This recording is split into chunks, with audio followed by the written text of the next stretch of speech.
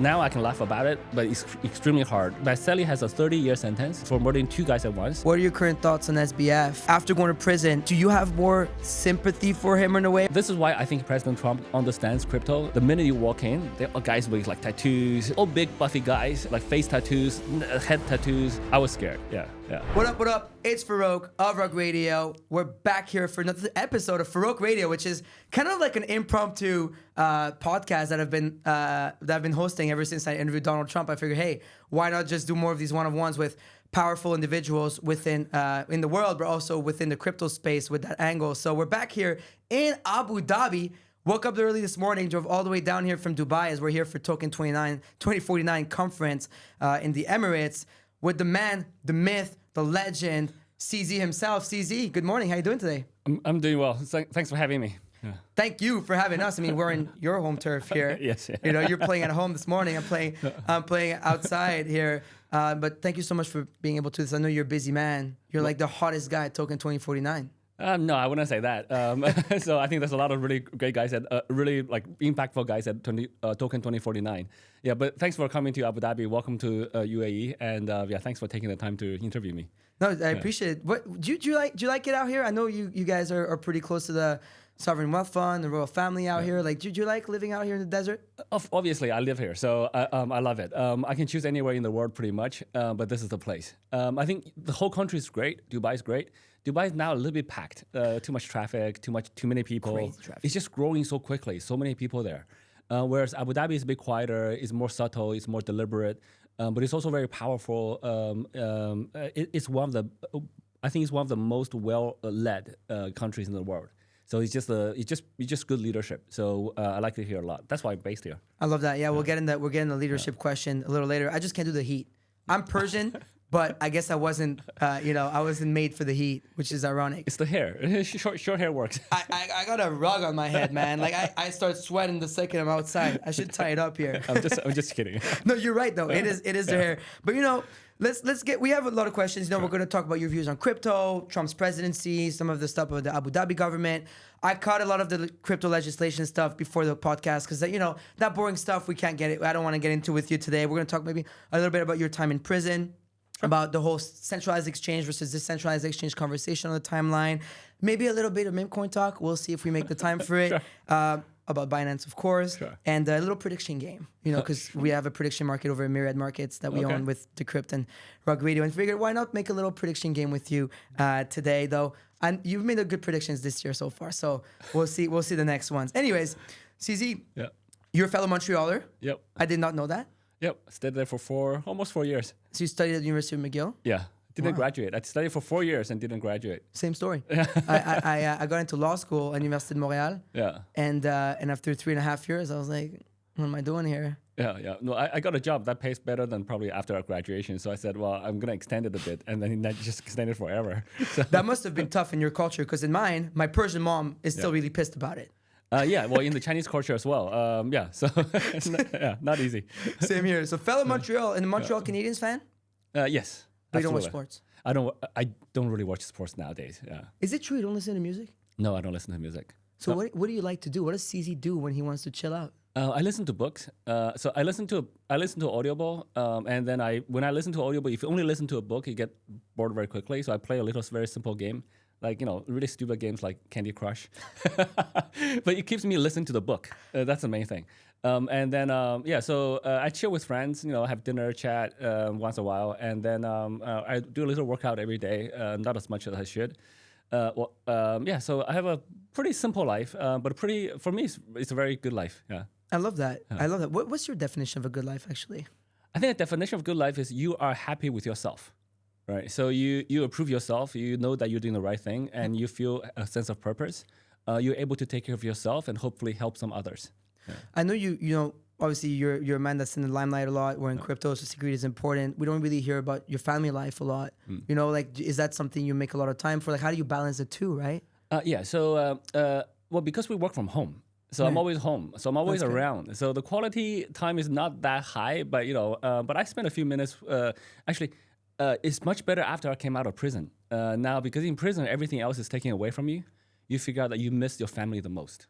Right. So after that, I actually deliberately spend quality time. I don't look at my phone. So I spend a little bit of time every day, not a whole lot, but it's high quality. But then the other times I'm generally around because I do my days like I do most calls at home, usually from my bed. I lay down. I have a computer stand, like I can lay down in bed. So you guys are talking to CZ with no pants on. I do the same thing. Don't worry. Yeah. So it's just because I have my back. If I sit for too long, it's generally not too good. So I have a bed stand and I work from bed. Smart. Yeah. That's genius. I actually work from home as well, but I built an office studio in my home because I do the podcast every morning, the morning show, FOMO hour, and so I do sometimes take calls from bed, and it does feel nice. Yeah. So you can still be productive. Yeah, absolutely. There you go. No excuses. I mean, CZ ran the largest exchange on the planet from bed. You can do it too, but make sure you go to the gym every day because you did talk about that in his health. Yeah. How's your dog doing? He's doing well. He's like 2.5 now, so he's much more calm, much easier to sort of. It's just much more controlled. Just still a lot of energy. When we first got him, he was like 1 year old, not trained. There's so much energy. So when I walk him, I had to buy a bicycle from Amazon to like walk him because otherwise he doesn't get a workout. So I have to ride my bike for an hour. And for the first time, 1 hour nonstop, he just jogged for an hour for like 13 kilometers nonstop. I was like, animals are built different. You know?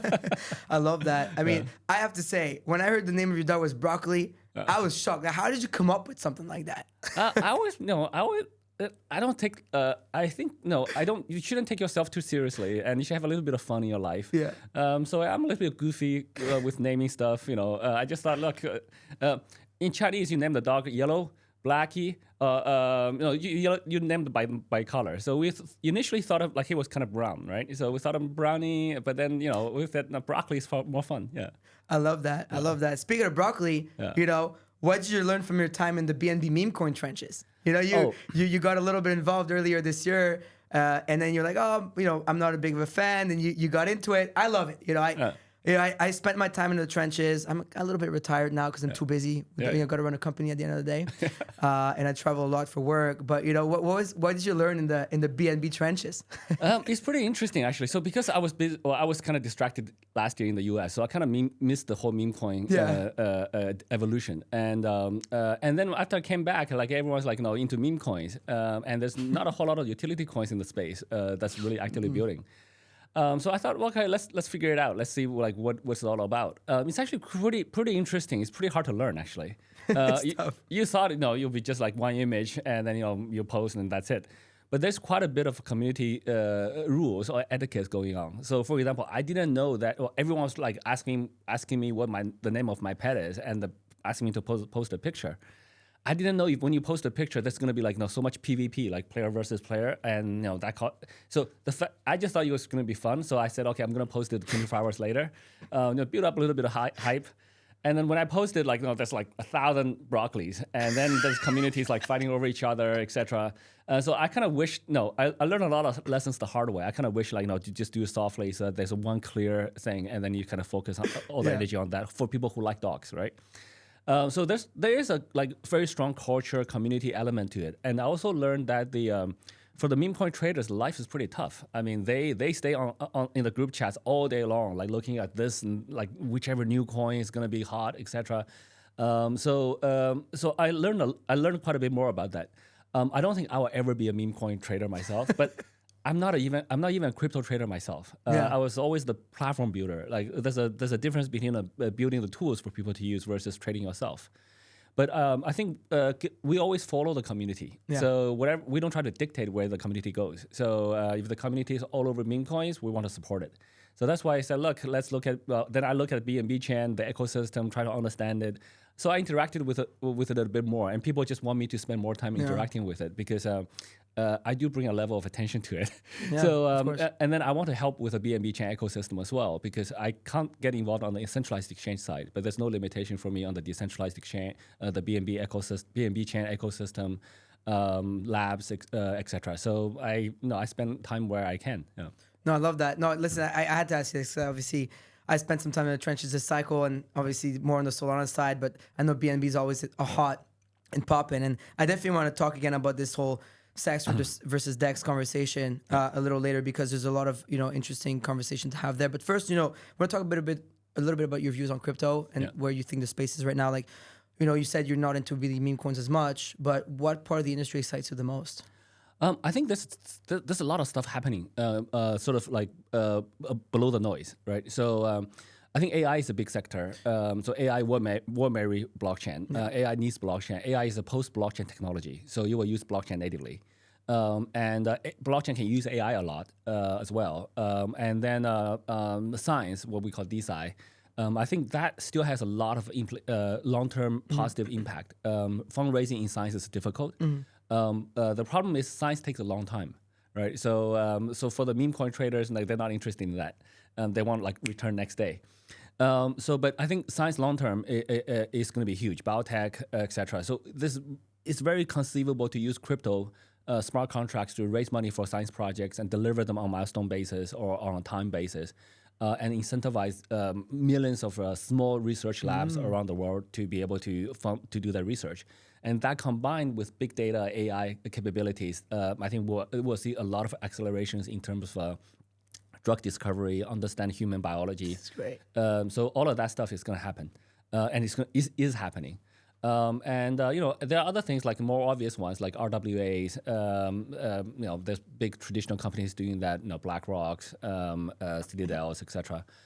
And also the ETFs are interesting because now we're bringing the traditional institution money into crypto.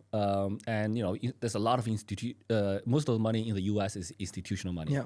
The rest of the world is a little bit different, but I think we've seen the effect of that. Bitcoin's going up, and because most of the ETFs are Bitcoin based. So I think there's a lot of going on. Yeah.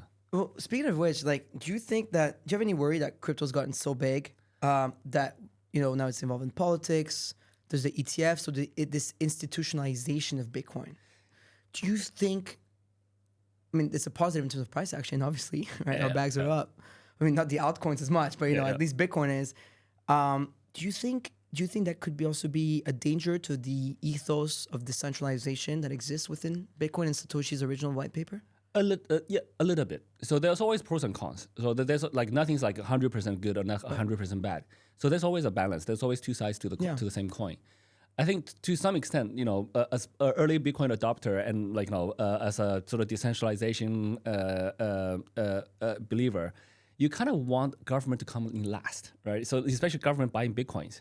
So some of us want all the retail guys, all the consumers to hold some Bitcoin first, all the small guys to hold some Bitcoin first before the big government start buying, right? So there's different views of that. At the same time, government buying Bitcoins or crypto is really good for the price action, right? So and it's also good validation. It's also very good validation. So there's always two sides that you're thinking about. So it's a balance. But overall, I think we don't control what in a decentralized world, we don't control what other people do. We don't. We obviously cannot control what governments wants to do. But it speaks volume where the U.S. is now 180 degrees from what they were 100 days ago, right? So Trump's only been in office for 100 days, and they're now very, very pro crypto. So the U.S. government is smart enough now to recognize buying Bitcoin is a great thing to do. And so it's good for now the other countries will have to follow. So it's good for crypto, but at the same time, I kind of wish all the small guys would buy first.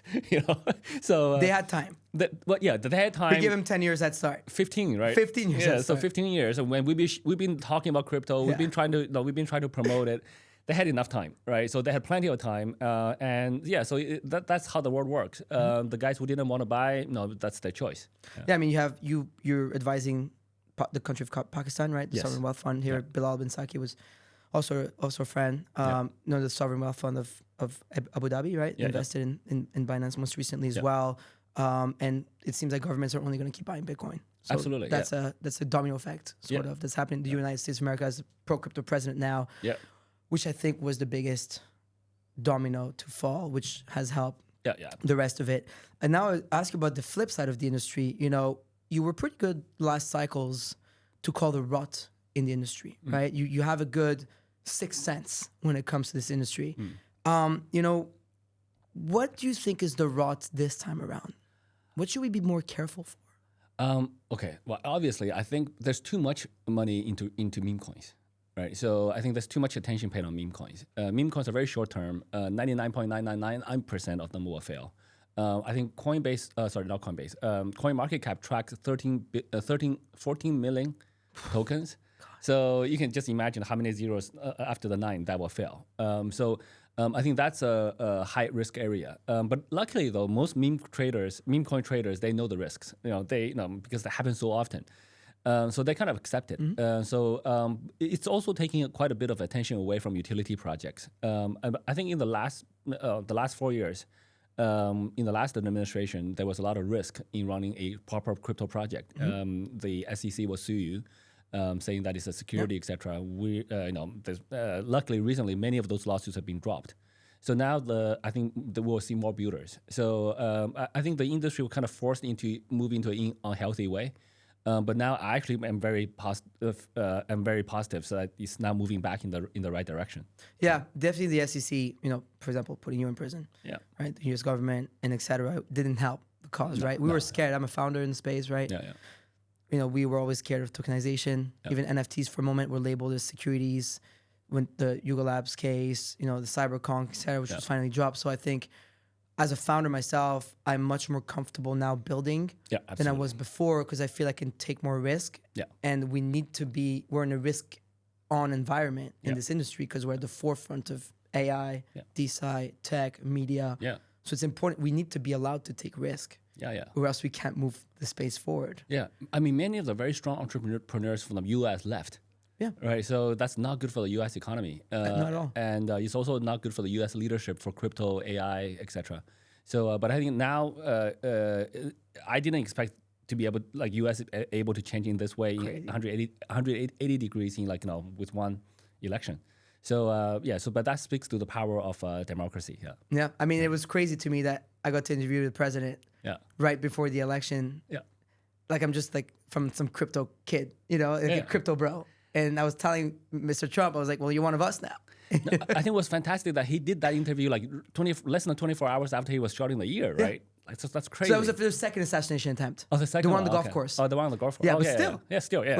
He had Fox News and everybody else blowing up his phone to get on there. The Fox News van was outside Mar-a-Lago during my interview with him. And apparently from what was told by his team, he wanted to keep the interview on. Yeah, so that speaks volume of what kind of character he is, right? He's willing to talk to I'm not famous. I'm not known, right? Podcaster, right? Yeah. So it speaks volumes. Yeah, I think this is why I think probably why President Trump understands crypto. No. He's one of the people's guy. Yeah, exactly. Yeah. So speaking of rot, right, and media. Yeah. On your way here, you were tweeting, about the Wall Street Journal because you were quote tweeting a message from Elon Musk about whether it be fake news. Also, speaking of Donald Trump, speaks about this often, but also even if it's not fake news per se, it could be deceitful or with a very negative connotation. And that's one of the reasons that led me to start Rug Radio. Yeah. And then we merged with Decrypt Media, and this was always my favorite media in the space because the journalism level over there has always been very high. Yeah. And our goal is always to put crypto and emerging technology at the forefront in a positive light as much as we can. That doesn't mean we don't cover the bad, but it means that we don't also have to only cover the bad. And it seems like the Wall Street Journal and other mainstream media loves to cover us in the negative light at all times as much as they can.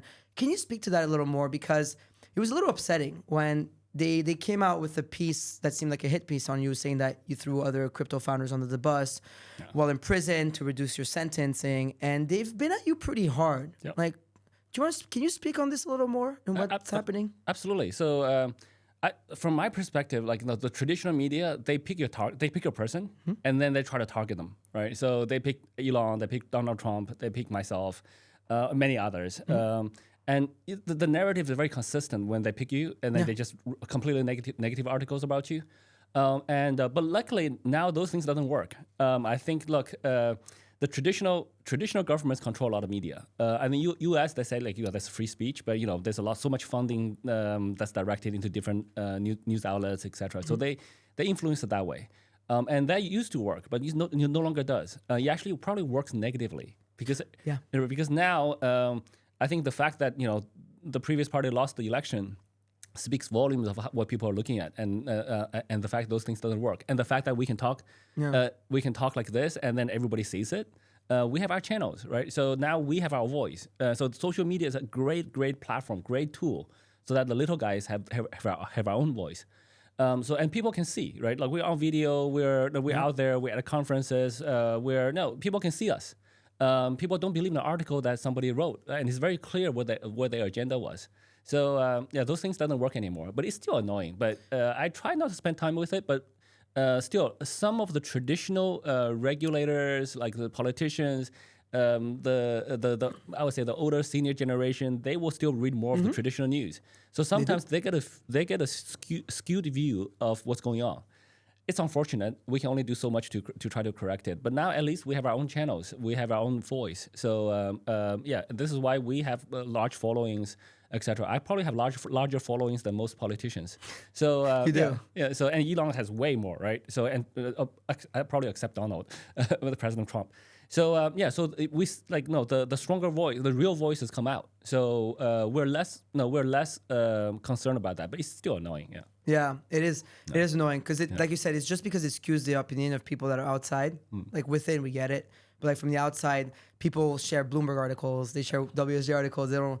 Well, soon they'll share more decrypt articles, hopefully. Yeah. But they still, that's not the go-to for like a normie yet. So I spoke to somebody at Bloomberg, and they were literally telling me, this is like a senior guy. I have friends at Bloomberg. And then they're literally thinking about canceling the investigative journalist division. Wow! Right? Because I saw you tweet about that. Yeah, because they don't like, what do they investigate? They don't really investigate issues. They just investigate a person with their own agenda already set, and they look for any little thing that can twist into a narrative. That's not journalism, and that's hurting the reputations of the company so badly, right? Because Bloomberg is a technology company; it's not a media company. No, so the media doesn't make any money for them, and so they're like, why are we doing this? We don't make any money, and we're just probably hurting them now. They're definitely hurting them now. So so Bloomberg sells terminals. So they make a lot of money from terminals, and I also heard that like more than 30% of the news is actually already written by AI. But those are flash news. Right, so those are not the investigative parts. Wow. And people read more of those. Of course they do. Because those are data, those are facts, those are quick. The market's dropping, this has happened. Those don't have narratives. So so there are a lot of talks about that. So I think the media industry is going to change unless they change the ethics. Yeah. We're changing it. Yeah, absolutely. That's my job. Yeah. And so we're doing our best here. What we're finding we decided to go towards predictive markets. Yeah. Because since we own Decrypt Media and you own Reg Radio, it's the best ways to have a prediction market embedded into that because you get the real time sentiment. Yeah. I really liked what Polymarket did to go from 0 to 1 with Donald Trump in the election. Yeah. Right. It showed that the media was saying a story, but the people were putting their money in another story. Exactly. Yeah. So we saw that with Kalshi as well, and we're seeing it more. So for us, it made more sense to be able to serve that. And I think this is where crypto comes in. You were talking about utilities in crypto. I think prediction markets alongside stablecoins, NWAs, AI, DeSci, everything you're talking about is something that has helped a lot. I want to go back a little bit about your time in prison because you talked about this at the beginning of the interview, how it helped you, maybe get even more in tune with your family, etc. So I wanted to ask you, like, the experience of being in prison last year, like, has it changed how you live and how you build now? A little bit, for sure. I mean, that kind of experience always changes you some way. I think number one, you made me realize what's most important. So health is most important, and then second is family, and then it's work or the rest of the stuff. And then you also find out in prison you don't miss the sort of the good food. I miss the nice bed a little bit, but I miss my family, right? So and you don't miss the money, you don't miss the work. Even though stepping down from the CEO of Binance was really emotional. You missed the work. I'm a builder, right? Yeah. So I can't I'm lucky that I'm not young, but I'm not super old. So I still have energy to do stuff. And when you can, you have to. So I'm still pretty active, but I'm doing different stuff now. I'm helping with I'm advising other founders, meeting them, talking to them, learning from them, and then I'm building the education platform. So I'm still very busy doing other stuff, but it's fine. What you do, it doesn't matter. You can always make your positive impact anywhere. There's so many different opportunities. Yeah. So that part is one part, and the other part is I'm much more careful now, I think. So I'm much more careful. In what way? Before I was never sort of in tune with geopolitics, all of this stuff now. But you actually find that those political agendas actually do affect you personally, and sometimes even can land you in prison. So I'm more careful now. But overall, I think it took me a while. Even after coming out of prison, I took like a few months off. Sort of, I didn't. Yeah. I was much less active on X, and I didn't go to events, etc. It took a couple of months to slowly ease back into society. Yeah. Wow. Did you make any friends in there? Yeah, actually, I still correspond with a couple of friends there. You meet friends everywhere. There's good people everywhere. Of course. There's many people who are way overpunished. Some of them made mistakes, but they're they're way overpunished. I'm still corresponding with some of them. And the guys who are in prison, they have no access. They have no, it's very difficult for them to get a lawyer, especially an outside lawyer who's very expensive, and they don't have any money. And it's very hard for them to get information. They don't have access to the internet. They have access to a very clunky messaging system with no pictures, no internet links. Wow. It's all what their family can write to them. They can call their family, but again, it's what their family can tell them. Each call's maximum 15 minutes. You have 500 minutes per month. Did you have the same level of access, or it's the same? It was the same. So I didn't have access to the internet. So those guys need a lot of help. So I'm still talking to a couple of them. You make friends everywhere. I love that. Oh, you couldn't access the price of Bitcoin? So you had no idea what the price of crypto was for the entire time? No, but I have people messaging me. So it's true, messaging. How you doing? Okay, what's Bitcoin at? How's BNB? And also there is TV. So there's a few TVs that come in areas, right? So, but most of the TVs on sitcoms and sports. Yeah. They don't watch. And you don't watch sports. I don't watch sports, so I don't watch TV either. And then they don't. But a few of the prison the inmates kind of wanted to learn about crypto. So I love that. So they kind of dedicated one channel to a financial channel. You can actually kind of see it. I saw Nvidia going up. I saw the president getting shot in the ear. That all happened when I was in prison. Been crazy. Yeah. And I also saw Donald Trump got 34 criminal charges. I only saw one of them was like bringing documents into his bathroom. Yeah. I'm like, you do not charge your ex-president for bringing a confidential document into a bathroom. Yeah. If this happened in my company, some employee brought a confidential document into a bathroom, I'll give the guy a bonus. Right? Think about it. The guy's working hard. The guy's working on the toilet. Right? So this is just crazy. So oh my God. Yeah. And then I saw Donald Trump become pro crypto, attended the Nashville conference. Fantastic. And then the Democrats become pro crypto. I was like, oh great. And I'm still in prison. Seeing everything unfold from prison. You can't even tweet. I'm still serving my 2 months into my 4 month sentence. And when I went to prison, Senator Elizabeth Warren, 5 days before my sentencing, she announced war on crypto again. She wrote a public letter to the DOJ and all this stuff. She called you Binance. No, it's the other one. That's Janet Yellen. Yeah. That drove me crazy. Yeah. I took a shot every time she said Binance. I was... Yeah. Okay. So if I wasn't under so much pressure at the time, I would have thought those are funny. But looking back, those are funny. Yeah. I know what you mean. Yeah. Listen, I love this. Sometimes the space loves to glamorize the whole prison thing, but I don't think they realize how hard you have it in there, man. Oh yeah, it's extremely hard when you go through it. Now I can laugh about it, but it's extremely hard. It's not funny. It's not funny. It's not fun at all. I would not wish that experience on anyone. And also at the time, I have a very high tolerance for pressure. I'm very calm personality, but at the time, it's really hard. And I think just going through the experience, the strip search, showing your butt cheeks, the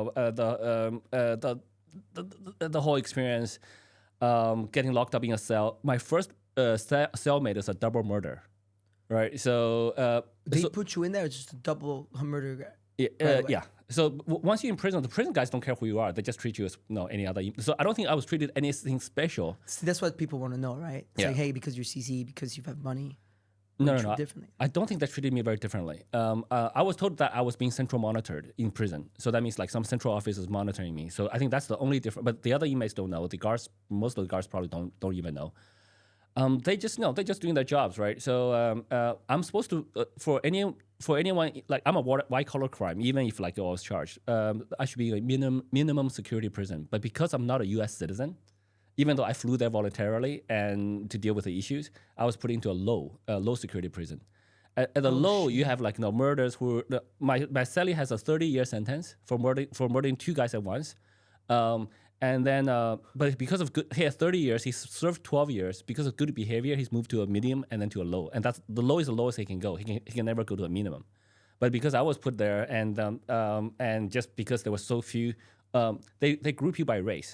So they grouped the Asians and Pacific Islanders and the Native Americans into one called the Pacific Islanders CAR. Is like a group.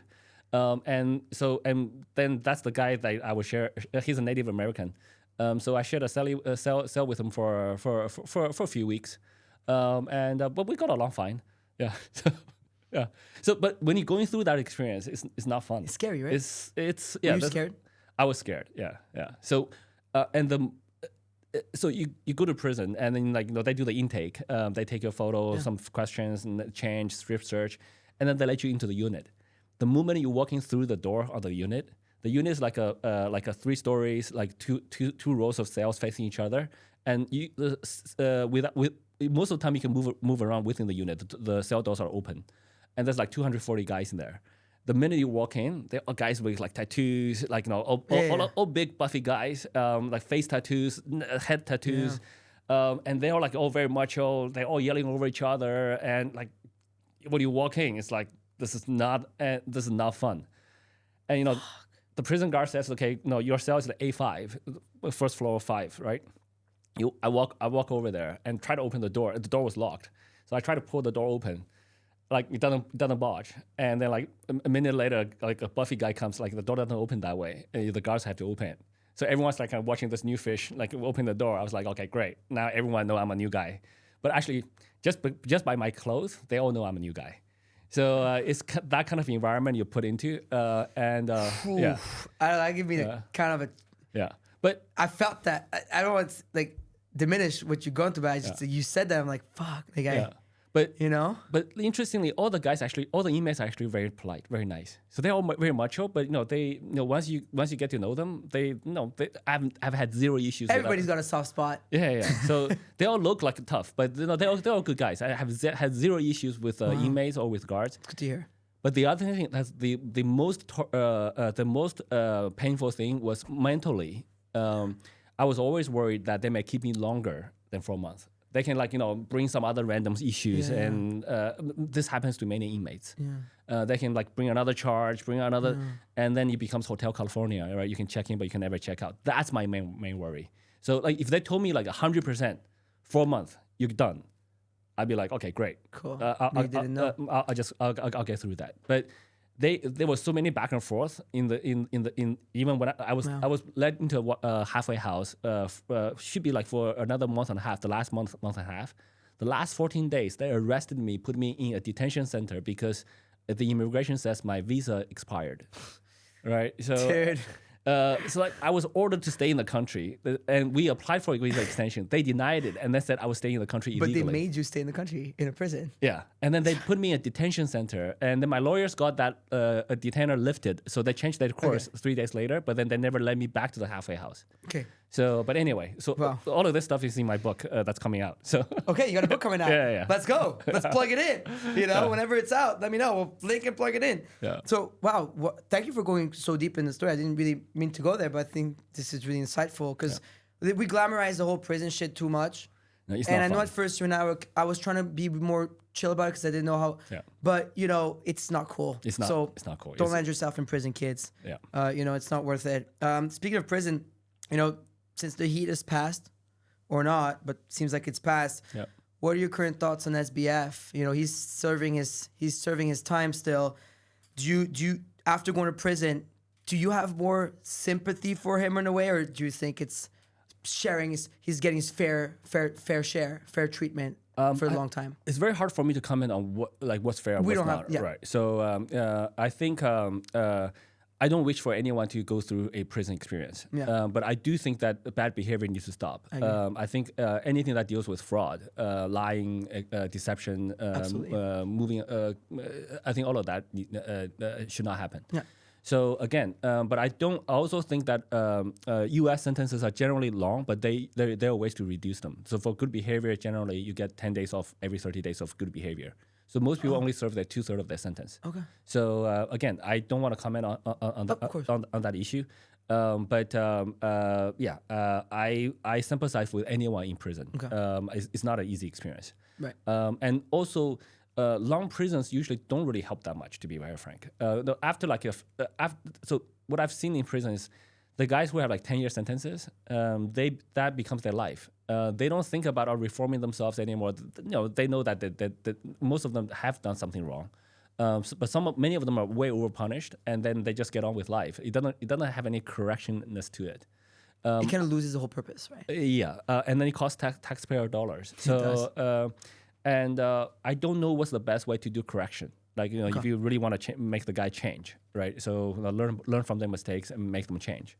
Again, I cannot comment on, of course, on whether that's good or bad or no, how long or short. I mean, we're not really judges, right? Yeah, exactly. Yeah. So where are we? No, I mean, it's just obviously it's completely different than you. I mean, SBF committed actual crime and almost decimated my entire portfolio. So sorry to hear that. So that's okay. Yeah. We make it all back in a couple trades, and we keep building. So it doesn't matter at the end of the day if you're a builder in the space, right? But I think that was a big blow to the space and something that put us all in a very negative light. So. Kind of wanted to go there. So you spoke about President Donald Trump a few times now. Obviously you said that from prison you saw his rise, which probably made you a little more bullish on your own sentence, right? You said you were scared of the longevity of your sentence. I think him starting to become more popular. So for me, it was when first of all he was charged with 34 crimes, 34 charges that the judge or the jury actually agreed with. I was like, okay, that's crazy. And then he was running for president. I was like, okay, this would be the best thing. And then he became pro crypto, and then you can see that he's really pro crypto. Yeah. He's not just talking about. No, it. He actually is. Yeah, he is. Yeah. Right. I was like, well, obviously this would be a good guy for our industry and also for any sort of people who have a criminal charge, right? Unfairly, I think. And then I was watching all of that from prison, and I think we as an industry is very lucky that the current U.S. president is very pro crypto, and he's very smart. Are you close? Do you communicate? No, I've never talked with President Trump. Really? Yeah. I've never spoken to him. Wow, because I know a lot of the other founders in space, they lobby. Yeah. They pay to access as well, but some of them, I was at the digital summit covering it. We got the White House hard pass to be able to cover it on the Decrypt side. So I was there. And there's a lot of the other founders of centralized exchanges that appeared there. So I was just wondering maybe if you were close or... No. So as a foreign company, as a foreign citizen, there's no way for us to donate. So we cannot donate to any political and I'm very this is one thing I'm very careful about. I'm very careful not to do anything that has to do with the elections. Even with Binance US, you guys can't do all that stuff? I'm still the larger shareholder there, so got it. So they couldn't, and then we're very careful with not doing anything related to the elections. Smart. After it came out, I haven't done anything in the U.S. Yet. So Binance US is still running, but we haven't done anything else. There's a lot of news articles saying I'm trying to exchange Binance US equity for a pardon. That's completely not true. I've had zero discussions about Binance US equity with anyone. Binance US equities have not changed. It's good to know. Yeah, so a lot of those stories are just made up. So obviously. Yeah. I mean, every time you need a proper news story, and just reach out to Ryan right there Sure. or Sander. They'll take care of putting the right news out. Okay, CZ, we got you. Yeah. We like to cover the truth. I think it would be awesome for this space if CZ got a pardon. But hopefully I'll see. We saw Arthur Hayes got his. Arthur Hayes got his. I certainly wouldn't mind one. So I think that's not. I know you can't ask for it. You're not gonna lobby for it. But come on, y'all. Yeah. Come on, let's give our man. You took one for the team here. So I appreciate that. But the legal means to apply, of course, right? I'm sure. I got lawyers applying. And I'm sure. We only submitted after the Bloomberg article and Wall Street Journal article coming out. And then I was like, well, if they're writing this article, so might as well just officially apply, right? So at the time I was like, and then also got his very recently. So I think we only submitted the application 2 weeks ago. Let's go. Yeah. Let's get that. Yeah. How do you rate the presidency so far? I think it's great. Yeah. So number one is look, this is President Trump understands business. I think a lot of people are worried about the tariffs, etc. But I think that's just negotiation, right? So and it's not a typical geopolitics type of negotiation. It's a very typical business type of negotiation. in a business environment, you go up so super high, you're going super high, and then you go low, you go high, you eventually land at a spot. That's very common in business. In geopolitics, you usually don't see that because it does have large impact on the industries, economies, etc. But it's actually kind of refreshing to see. Yeah. And I think President Trump is very much a deals guy. He will make deals. Do you think the trade war with China and Donald Trump could end sooner rather than later? I think so. China are very good deal guys. So Xi knows what he's doing. Yeah. So the Chinese guys are very smart at making deals. Initially, the way that it was communicated, I think the Chinese guys will not like it because Chinese guys like in the Asian culture we care about face. Yes. Right. So if you publicly say, "Look, we're going to demand this much," and they're going to say, "Look, we're they don't like being like hustled and bustled." Yeah. You know? Yeah. So I think there's a bit of a culture difference. Whereas in America, especially with President Trump, it's like you see his meetings televised through social media in real time, which is really good, really refreshing to see, right? You don't see that with most other presidents. But he's doing things differently. So it takes, but I think eventually they all have very good advisors. They all have people who understand the different cultures, etc. So I'm very confident. But at least now they're negotiating. Yes. Right? Whereas previously, they wasn't talking. No. They were just like softly cutting off each other. And previously it was all soft power, but at least now they're talking. So I'm actually very optimistic. Yeah. I love that. What do you think about, speaking of meme coins, what do you feel about Trump's meme coin? I actually don't know too much about it because I heard so many different stories from different people. Yeah. Some say it's really closely associated with them. Some say it's not at all. I actually don't know that much. There's some association, right? Because they're hosting a dinner in May 22nd with access for the top 20 holders of the meme coin, 25, something like that. Yeah. So there's some access, clearly, but are you a top 25 holder of Trump's meme coin? No. So again, just because of media articles. You try to stay away from the I try to stay away from it. So it does impact how you operate. I bought 0 Trump coins because with all the media attacking, trying to associate us in one way or another. Fair. Like I'm just gonna stay clear of it. And so when CZ coin with access to have dinner with you. No, I'm not going to do that. You won't sell. Nobody wants to have dinner with me. So. Oh, come on. I have dinner with you. Yeah. I got you an interview now. So okay. I would take you to a Persian restaurant. Though they have some good ones here. You'll be like a $100 coin. Oh my God. That's funny. No, listen, obviously I'm just kidding about this. Don't go making coins, guys. Okay. The PvP cabal is out there. Don't, I'm watching you. No, don't be me. So, do you think the leadership here is taking notes on Donald Trump, or are they like how forward centric are they in the Emirates? I know you love it here. Yeah. No, the leadership in the Emirates are extremely extremely smart, extremely intelligent, and extremely visionary and thoughtful, and also I would say delicate. They know how to handle really tricky issues. They understood blockchain technology way earlier, so they understood that they cannot rely on oil forever. They need to develop other industries, which they have here. But of all the industries, I think blockchain is one big one. AI is another big one. So these are the technologies for the future. The leadership here understands them really, really well. And also the leadership here has a very good relationships with America. So I don't know all the details, but just from the grapevines, I hear this deep collaboration from AI, from blockchain, etc. So I think this is one of the most forward-thinking countries and one of the most well-led. Yeah. I think leadership matters a lot. When you have a good leader, the country grows well. I actually think that whichever system you use, democracy, monarchy, etc., many people gets bogged down by the system. But it's the leaders that matter. Yeah, I agree. In any system, even in a democracy, we've seen bad leaders. We've seen bad leaders from Canada. Come on. Canada. We've seen bad leaders attacking industries, etc. Whereas the strong leaders grow business, right? So and they try to figure out, are the taxes correct? Are the policies, regulatory frameworks well done, etc. So I think we see that here, and we also see that in the U.S. now. No, that's good to hear. Listen, I'm going to keep it short for the rest of it. I just want to go quickly into the conversation between centralized exchange and decentralized exchange, because you and I were talking about this right before the podcast. And then quick question on Binance and the rapid fire. Sure. Rapid fire prediction game. Obviously, we're in the prediction market game, but I want to talk to you about the centralized exchange and decentralized exchange conversation a little bit, because we talked about this before.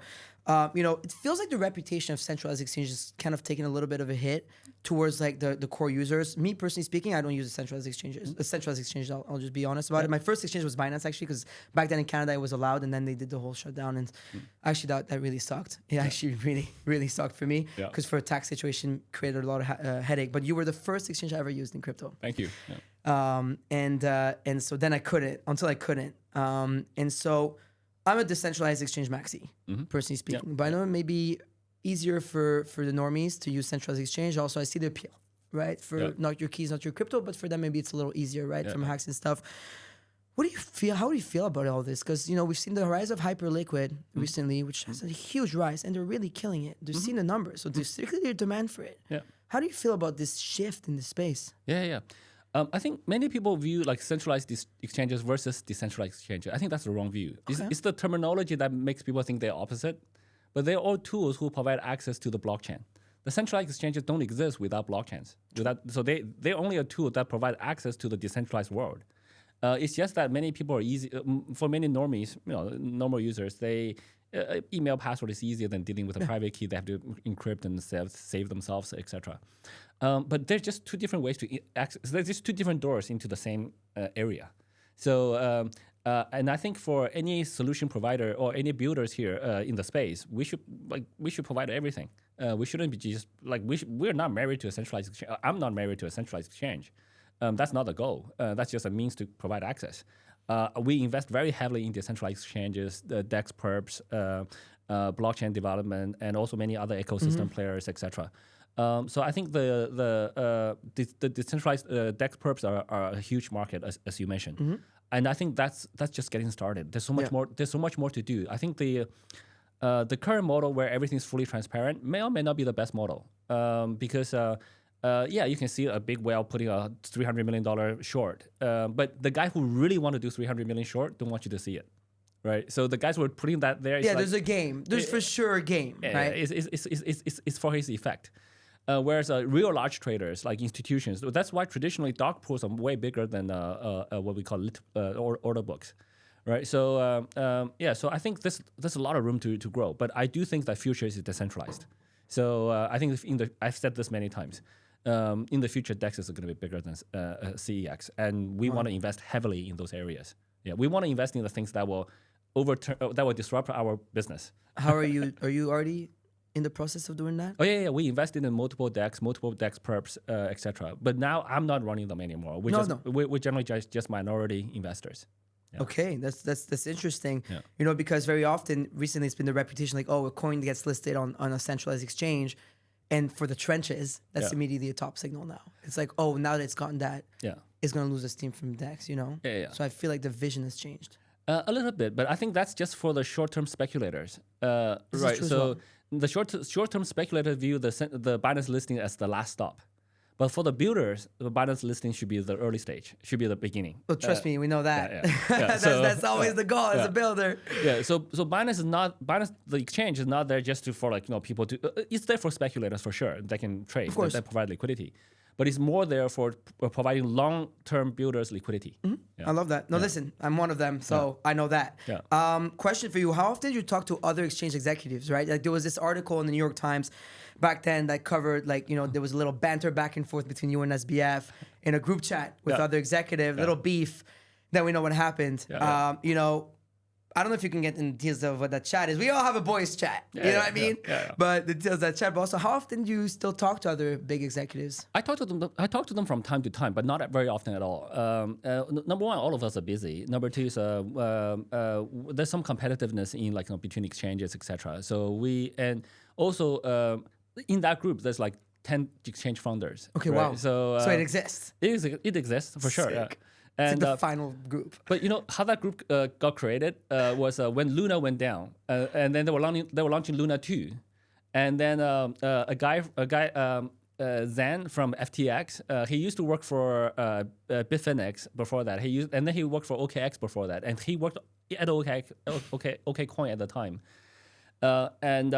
So he knows quite a lot of industry players. The group was created to synchronize how we name the two coins. Do we name Luna 1, Luna 2, or Luna C, Luna, or do we name it some? Because otherwise, every exchange is going to do their own thing. It's going to be so confusing for the users. Okay. Right. So it's going to be now with on Binance is Luna too, but on you is Luna. That's the same token.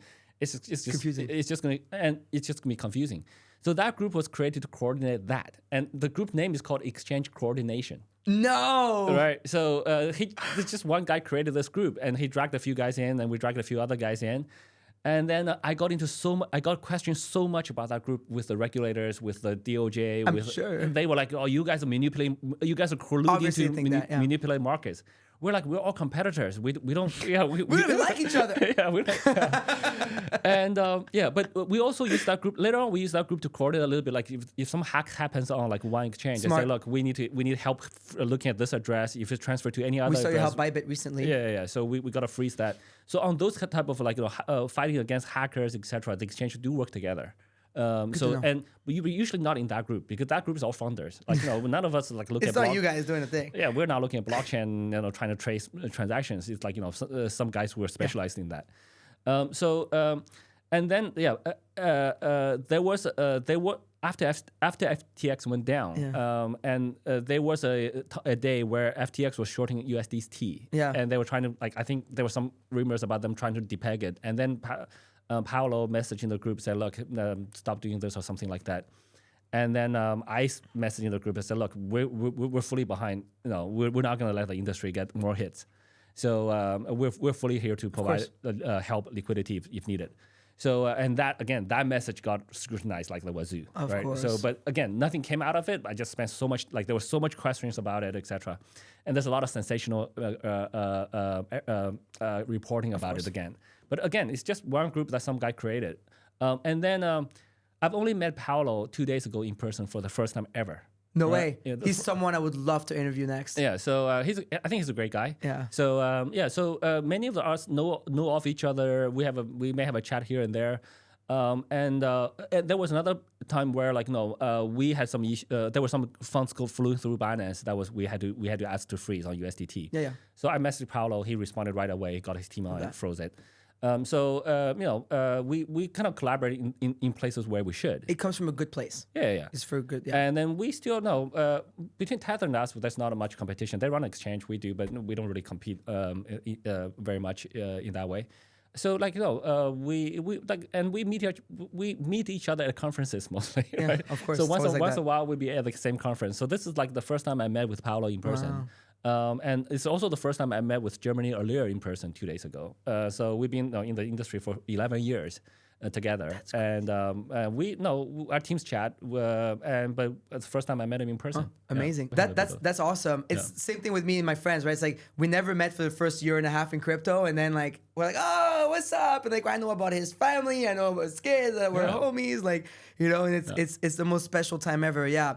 So I really like what Paolo's doing over at Tether, and I think that what they've been doing recently, I think it was something around the US, and they're doing just a lot of great stuff in that front. So question now more on the Binance side is, if Donald Trump was open to letting you, would you ever be interested in going back to leading Binance? I don't think I will be a Binance CEO anymore. I think that's a chapter that's flipped. It's great. And I think I'm kind of lucky that I had a forced retirement. I think if I was to retire voluntarily, everyone was like, this guy ran out of stamina. I heard you're a workaholic through the grapevine. I am. I'm a bit of a workaholic. So I work at least 6 days a week, usually 6.5 days. I have meetings on Saturdays, Sundays as well. And when I'm not working, I'm always thinking about work. It's just like how the mind is built, right? Yeah. So I'm trained to my brain is trained to think about work. I don't have I have some extracurricular activities. I'm into kite surfing now. I'm learning about it. I can do a little jump. Let's go. Can't land very well, but it's on the water, so it's fine. But by most people's definitions, I'm a workaholic. So I don't think I'll go back to Binance as a CEO. Mm-hmm. I think there are strong leaders in the company. The company's been running really well for the last year and a half without much involvement from me. So I'm still a shareholder, so I still benefit. And then I think Binance is a strong team. We want to continue to promote grow the team. I would every felon would love to have a pardon. But I'm not really looking to become a CEO of Binance again. Okay. Yeah. Wow, interesting. And so, would you ever start or join another crypto-focused project? And if so, what kind? So I view my role as more of a mentor, a coach, a helper, kind of like a coach standing on the sideline, ushering new entrepreneurs on. We'll call him Unc. Unc, yeah.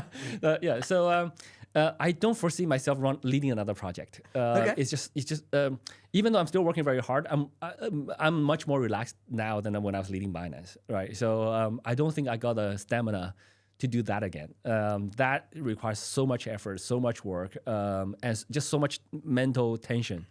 And I'm not trying to prove that. No, I'm happy with a one-shot, like being a lucky one-shot pony. I'm not trying to prove that I'm a capable serial entrepreneur. Like I did it. I'm good. I'm good. But I think my role is should be more focused on helping multiple founders to grow. So that's kind of my mentality right now. That's awesome. Yeah. I'm trying to be one-trick pony too, CZ. So hopefully it works out for me because I want to live a good life as well. I want to go kite surfing, chill in Abu Dhabi. I think you do fine. Yeah, I think. I mean, we're doing good. We're doing it. We're doing it. I'm just 30, so I got time, but we'll get there. Plenty of time. Yeah. I don't know, man. My knees started hurting as soon as I turned 30. Wait until you're 40. Listen, I want to do a little game at the end. It's just basically 5 rapid fire questions. Because like I told you earlier, we launched Myriad Markets. Yeah. Which is a prediction market platform, which is a lot of fun. It's gamified. There's 400,000 users on the platform right now in points, and they love it. Yeah. And so for us, it's kind of like a binary situation where I can ask you a question, and you just either give me a number or an estimation, a prediction, right? Sure. If you want to pass, you're welcome to pass. Yeah. But if you want to give me an answer, you're welcome to give me the answer you think. Sure. All right, are you ready? Yep. All right, so what do you think the total crypto market cap will be by the end of year? Maybe 5 trillion. Okay, by the end of the cycle. I don't know when the cycle is. Harder one. I don't know. Okay, we can skip that. Okay, what do you think the price of Bitcoin tops at this cycle? Again, very difficult question. Somewhere between 500K to $1 million, I think. Wow. Yeah. Let's go. Okay, will Trump flip Doge this cycle? That I'm not sure. It really depends. There's 2 meme coins. It really depends. Okay. Will Fartcoin go to $10 billion? I have no idea. I don't even track it. I don't even know what price it is right now. It's like 120. Oh, okay. No. What? Hot air rises, CZ.